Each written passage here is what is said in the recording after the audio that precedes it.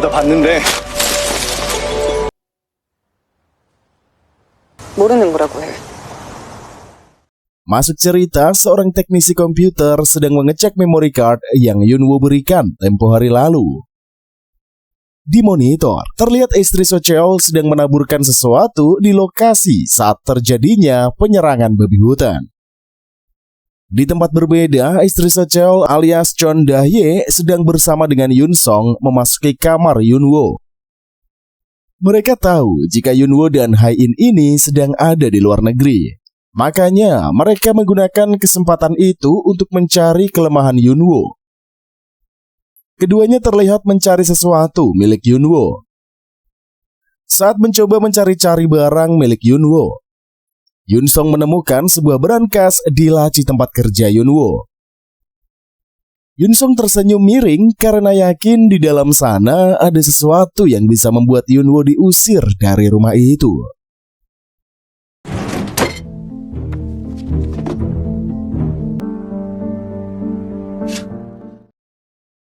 Berbeda dengan di Korea, hubungan Yunwo dan Hae-in di Jerman menjadi lebih dekat.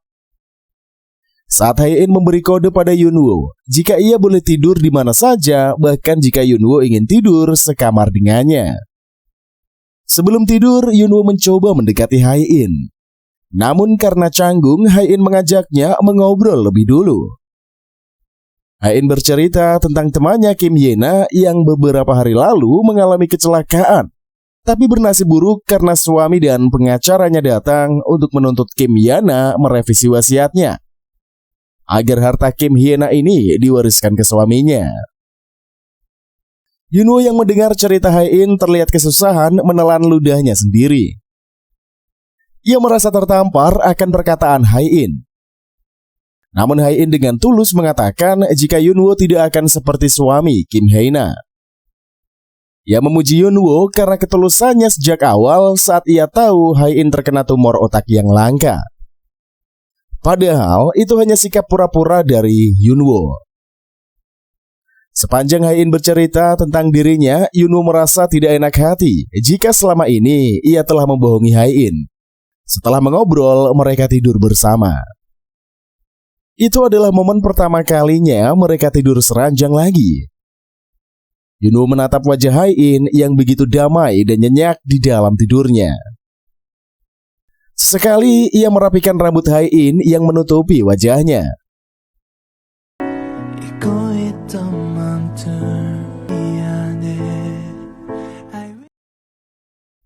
Pagi harinya, Yunwo pergi ke gereja terdekat. Ia terlihat sedang berdoa untuk Hae-in. Setelah itu, ia bertemu dengan Hae-in di hotel.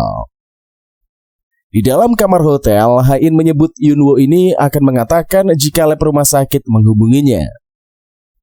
Mereka terlihat antusias dan duduk bersama sambil membaca isi email itu. Ternyata sehari sebelumnya, Yunwo pun menemui kepala pusat penelitian kanker di Jerman untuk bernegosiasi.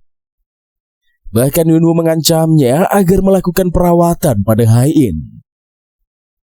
Yunwo memanfaatkan kelemahan kepala pusat penelitian kanker tersebut agar istrinya ini bisa segera mendapatkan perawatan.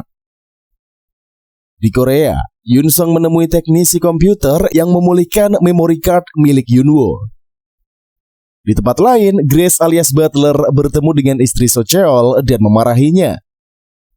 Karena isi video di dashboard yang dikirim Yun Song memperlihatkan istri So Cheol dan aksinya yang sengaja memancing babi hutan dengan pakan yang ia tabur agar babi itu masuk ke wilayah berburu dari Hae-in. Ternyata selama ini ketiganya berkomplot. Istri So Cheol ternyata selama ini hanya berpura-pura mencintai So Cheol dan bersikap manis di depannya, seolah-olah mendukung apa saja yang So Cheol lakukan. Kembali ke Jerman, terlihat Hae-in yang sedang cemburu pada Yunwo. Hae-in cemburu karena ada seorang bule yang menggoda Yunwo padahal Hae-in ini ada di sampingnya. Hai. 한 5년 빨리 나타나지 그랬니? 여기 사람들은 눈만 마주치면 인사를 하네. Terlanjur cemburu, Hae-in pun mengungkit Yunwo tentang cinta pertamanya. Mereka saling mengungkapkan cinta pertama mereka. Hain mengatakan jika cinta pertamanya ini adalah seorang busman alias penumpang bus laki-laki yang tiap hari ia lihat sepulang bekerja. Di Korea, Grace Butler meminta seorang teknisi untuk membuka berangkas milik Yunwoo. Saat berangkas terbuka, Butler menemukan beberapa lembar kertas, salah satunya surat perjanjian perceraian Yunwoo. Kembali di suasana di Jerman, Hain dan Yunwoo sedang berada di jembatan Hohenzollern untuk mencari gembok cinta milik mereka saat dulu berkencan. Tapi sayangnya mereka tidak menemukannya. Mereka pun melanjutkan kencan mereka dengan menyusuri pusat keramaian di Jerman. Saat sedang berada di sebuah pasar, Hain melihat seorang penjual keberuntungan. Ia tertarik lalu mendekatinya. Ternyata orang itu menjual daun semanggi berdaun 4. Setelah bertanya dan menanyakan harga daun itu, Hain pun memutuskan membelinya. Meskipun ia kesal karena harganya mahal, tapi tetap saja ia beli. Saat berjalan-jalan, mereka berada di rumah sakit untuk persiapan perawatan Hain. Saat Hain akan melakukan perawatannya, tiba-tiba saja ia melihat seorang anak laki-laki yang sedang berlari ke pintu keluar rumah sakit. Tanpa sadar, Hain pun mengikutinya. Dia berlari di luar rumah sakit mencari anak itu. Yunwoo yang diberitahu suster jika Hain menghilang langsung bergegas mencarinya. Dia berlari di sepanjang jalanan. Sambil mengatur nafasnya yang tersengal, Yunwoo terus mencari Hain. Perasaannya bercampur aduk antara takut dan cemas. Saat Yunwoo berhenti mengatur nafasnya, ia melihat orang-orang yang sedang mengerumuni seseorang berbaju rumah sakit yang sedang pingsan. Yunwoo langsung menghampiri kerumunan itu. Saat ia mencoba melihat seseorang yang pingsan tersebut, ternyata itu bukanlah Hain.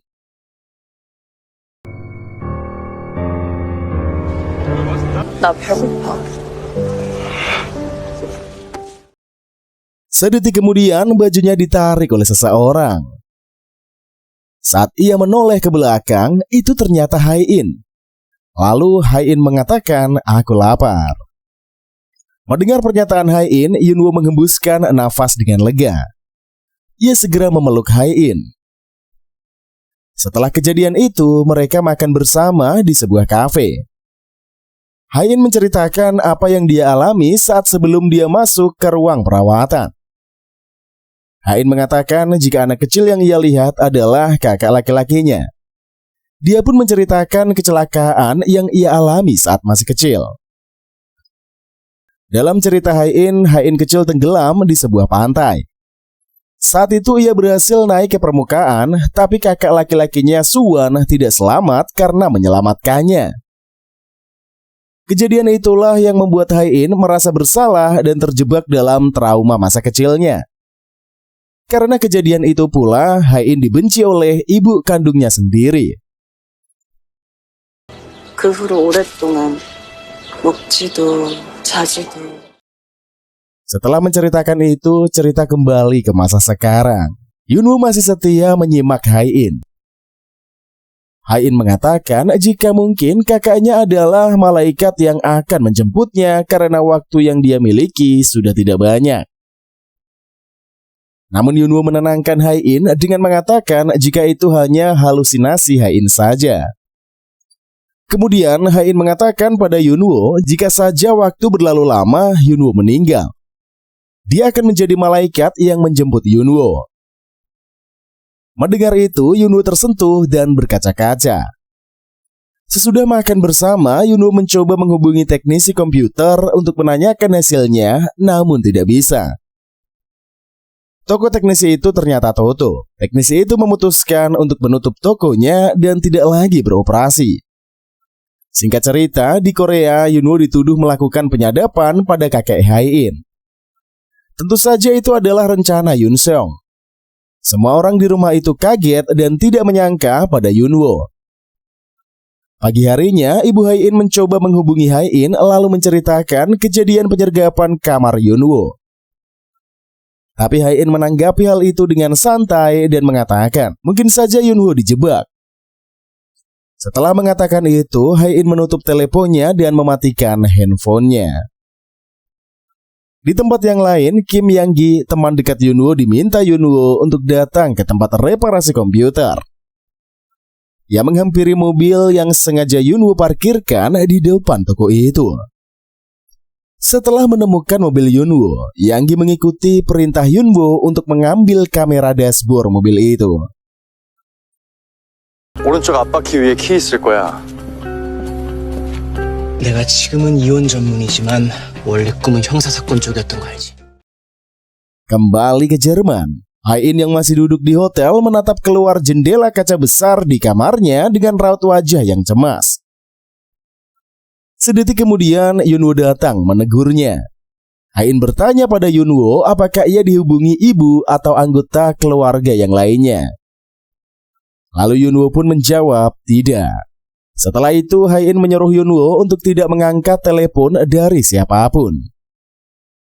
Baru saja Hae-in mengatakannya, Yunwoo mendapat telepon dari ibu mertuanya. Melihat itu, Hae-in bergegas mematikan telepon Yunwoo. Di Korea, semua orang berkumpul di kamar Yunwoo. Membongkar berangkas rahasia milik Yunwoo yang dicurigai kakek Hae-in berisi rahasia-rahasia perusahaan yang sudah ia sadap. Namun semua terkejut saat apa yang mereka lihat di dalam sana adalah surat perjanjian perceraian yang sudah ditandatangani oleh Yunwoo. Berbeda dengan suasana di Korea, di Jerman sudah malam hari. Hae-in dan Yunwoo menikmati waktu bersama dengan berjalan-jalan santuy. Di tengah obrolan mereka, Yunwoo berinisiatif membeli daun semanggi. Ia meminta Hae-in untuk menunggunya. Yunwoo berlari mencari penjual daun semanggi berdaun 4 itu. Saat sudah menemukannya, Yunwoo membeli semuanya. Setelah itu, ia berlari ke jembatan Hohenzollern untuk mencari gembok cinta mereka. Sambil menunggu Yunwoo datang, Hae-in membeli kebab dan ikut mengantri. Setelah mendapatkan kebab yang diinginkannya, Hae-in menuju tempat penyeberangan di pinggir jalan dengan hati yang senang. Sembari menunggu Yunwoo, Hae-in menghidupkan handphonenya yang sempat ia matikan. Hae-in mendapatkan telepon dari ibunya lalu diabaikan. Kemudian ia menatap ke depan, terlihat Yunwoo di seberang jalan sedang membawa sebuah buket dengan raut wajah yang bahagia. Keduanya saling menyapa dan antusias bertemu sambil menunggu lampu hijau selesai. Saat menunggu lampu lalu lintas berubah, Hae-in mendapat pesan di handphonenya, ia pun membukanya. Ternyata itu adalah sebuah pesan gambar yang memperlihatkan surat perjanjian perceraian milik Yunwoo. Hae-in diam, ia tidak bergeming. Saat lampu lalu lintas berubah, Yunwoo menghampirinya. Hae-in terlihat marah. Ia mengabaikan perkataan Yunwoo dan membuang semua barang yang ada di tangan Yunwoo. 내가 오다 봤는데 모르는 거라고 해. Lalu Hae-in menunjukkan pesan yang ia dapat ke Yunwoo dengan berkaca-kaca dan marah. Hae-in meminta penjelasan dari Yunwoo. Saat Yunwoo berkata jujur, Hae-in benar-benar hancur dan kecewa dengan Yunwoo saat itu. Setelah itu ditayangkan epilog cerita di mana Yunwoo memberikan Hae-in payung saat hujan turun. Padahal Hae-in pulang dengan supirnya. Dalam perjalanan pulang, Hae-in melihat Yunwoo di halte sedang menunggu bis. Ia terpana melihat Yunwoo. Sejak saat itulah ia sadar jika Yunwoo adalah cinta pertamanya. Hari-hari berikutnya ia mengikuti Yunwoo untuk pulang. Yunwoo menaiki bis dan Hae-in mengikutinya dari mobil pribadinya tanpa bosan, ia justru senang. Di episode inilah masih berlanjut adegan di mana Hae-in bertanya pada Yunwoo tentang surat perceraian itu. Hae-in benar-benar tidak menyangka dengan apa yang ia alami saat itu. Bahkan ia hancur saat tahu jika Yunwoo tidak jadi menggugatnya bertepatan saat Hae-in memberitahu Yunwoo jika ia sedang sakit. Setelah itu, Hae-in pun kembali ke hotel. Ia membereskan barang-barangnya ke koper. Lalu Yunwoo datang. Hae-in yang melihat kedatangan Yunwoo bergegas pergi menghindarinya. Namun Yunwoo mencegahnya karena sudah larut malam. Hae-in menghiraukan Yunwoo karena ia benar-benar lelah dan berlalu pergi. 있어, 내가 나갈게. 그냥 안 궁금해. Saat ini ia tidak punya tenaga untuk berdebat lagi dengan Yunwoo. Ia pun pergi ke lift. Di dalam lift, bayang-bayang Yunwoo dengan segala tindakan manisnya pada Hae-in terlintas di pikirannya. Hae-in hanya bisa menangis. Sedetik kemudian Hae-in sudah berada di luar hotel, tepatnya di pinggir jalan raya. Ia hampir saja tertabrak.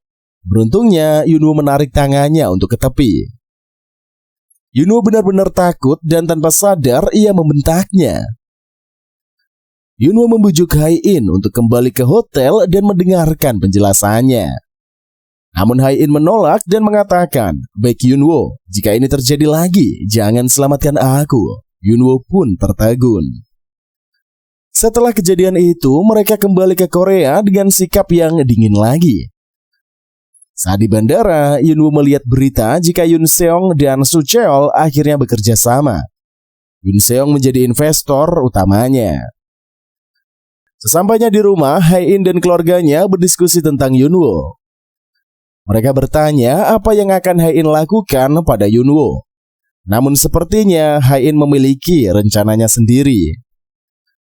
Tidak hanya Hae-in, Yunwoo juga dipanggil oleh kakeknya, namun bukan karena perceraian, tapi karena Yunwoo telah lancang menyadapnya. Namun Yunwoo justru memberikan sebuah fakta yang membuat kakeknya ini percaya jika Yunwoo tidak melakukan hal yang aneh. Yunwoo menjelaskan jika direktur perusahaan mereka melakukan penggelapan dana yang dibantu seseorang. Tapi Yunwoo butuh waktu untuk mengungkapkan semuanya. 매년 회계 감사를 하는데 한 번도 감사 결과에 부적정 의견이 나온 적 없다는 건 이상한 일이죠. 뒤에 분명 배우가 있습니다. 그 배우가 할아버님 방에 도청장치를 설치하고 Setelah itu, Yunwoo bertemu Hae-in di rumah mereka. Hae-in memberi Yunwoo surat perceraian itu yang ternyata sudah Hae-in tanda tangani. Yunwoo pun menerimanya. Namun, ia menyuruh Hae-in untuk menjauh dari Yoon Song. Yunwoo menjelaskan jika Yoon Seong memiliki motif tersembunyi dan instingnya mengatakan jika Yoon Seong bukan orang baik. Di perusahaan, karyawan mereka merasa tertekan dan tidak nyaman karena bos mereka sedang perang dingin. Bahkan Hae-in dan Yunwoo tidak berinteraksi secara langsung. Karyawan mereka berusaha mati-matian agar mereka berdua tidak bertemu. Karena jika bertemu, sudah dipastikan suasana akan menjadi dingin dan canggung membuat mereka serba salah. Saat Hae-in menyuruh sekretarisnya untuk menyelidiki Yunwoo, sekretaris itu mengatakan pada Hae-in jika saat jam istirahat, Yunwoo mencari seseorang. Dia juga menyebut sebuah nama yaitu Yeon-soo. Mendengar hal itu, Hae-in biasa saja dan santai, sepertinya ia tahu siapa yang tengah dicari oleh Yunwoo. Yoon Song diam-diam mencari tahu tentang Hae-in. Saat tempo hari, ia bertemu Hae-in dengan kondisi penyakitnya yang kambuh dan kedinginan.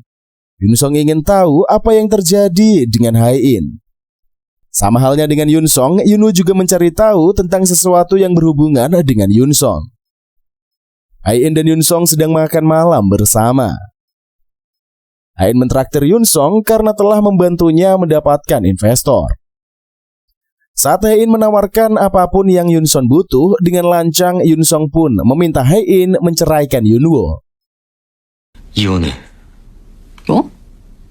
내가 알아서 할게. 넌 또 선을 넘는구나. Seketika itulah Hae-in terkejut dengan jawaban Yoon Song yang menganggap Yoon Song ini sudah melewati batas.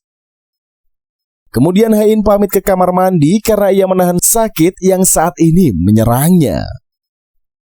Saat di kamar mandi, ia mencari obatnya di dalam tas, namun ia tidak menemukannya. Di meja makan, Yoon Song pun memegang tabung obat milik Hae-in. Ternyata Yoon Song mengambilnya. Setelah makan malam dengan Hae-in, Yoon Song bertemu dengan Mo Sul-hye. Mereka terlibat pembicaraan yang serius.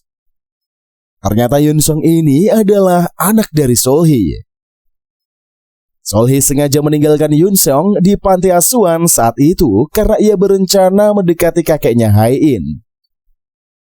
Sol-hee ini mengatakan jika ini semua demi Yun Song, ia akan mengambil alih rumah dan perusahaan itu untuk Yun Song. Setelah bertemu dengan Yun Song, Sol-hee bertemu dengan Hongman dan kakek Hae-in. Dia menjebak kakek Hae-in untuk membuat surat kuasa yang menjadikannya penanggung jawab kedua dengan mengatakan jika terjadi penyelidikan tentang penggelapan dana, ialah yang akan diselidiki. Jadi Hongman Dae akan aman. Di tempat yang lain, saat Yunwoo pulang dari kantor dengan keadaan hujan lebat, ia melihat Hae-in yang berjongkok di pinggir jalan. Yunwoo pun turun dan menghampiri Hae-in yang tengah memberi makan kucing jalanan. Yunwoo bergegas melepas jasnya dan memakaikannya ke Hae-in. Yunwoo bertanya mengapa Hae-in ada di sini dan kemana mobil serta supirnya. Hae-in hanya menatap Yunwoo dengan tatapan yang sulit diartikan. Lalu ia berdiri dan mengatakan, "Benar, kenapa aku bisa di sini?" Hae-in mengatakan pada Yunwoo jika akhir-akhir ini ia sering seperti itu. Ia juga merasa jika kematiannya ini benar-benar sudah dekat. Yunwoo yang melihat ekspresi Hae-in berbeda bertanya-tanya. Sebab tadi pagi di kantor mereka tidak akur dan bersikap saling dingin. Tapi saat ini Hae-in bersikap seperti di Jerman sebelum ia tahu jika Yunwoo menceraikannya. Hae-in dengan raut wajah yang tenang mengatakan pada Yunwoo jika ia akan diobati ke Jerman. Jadi Yunwoo tidak perlu khawatir tentang penyakitnya. 독일 가서 열심히 치료하면 된다고. 미안해. Yunwoo tercengang dengan sikap Hae-in yang sangat hangat tersenyum padanya. Setelah itu ia bercerita tentang Kim Yena, saat itulah Yunwoo menangis. Dia benar-benar tidak bisa menahan air matanya. Ia tahu jika saat ini Hae-in mengalami hilang ingatan. Melihat Yunwoo yang menangis, Hae-in kaget dan bertanya kenapa Yunwoo menangis. Yunwoo hanya menangis dan mengatakan, maafkan aku. Hae-in pun langsung memeluknya dan menenangkan Yunwoo sambil mengatakan, baik Yunwoo, aku mencintaimu. Setelah mendengarkan ucapan dari Hae-in, Yunwoo pun merasa sangat bersalah. Mereka berpelukan di bawah payung yang menahan air hujan malam itu. 사랑해.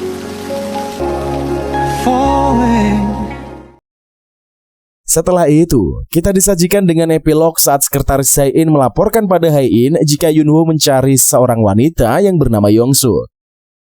Mendengar hal itu membuat Hae-in berpikiran jika Yunwoo ternyata bodoh. Yongsuk ternyata hewan rakun yang dulu Hae-in katakan pada Yunwoo saat di taman perusahaan. Jika hewan itu akan muncul saat sepi dan saat ada seseorang memanggil namanya. Ternyata itu hanya karangan dari Hae-in saja.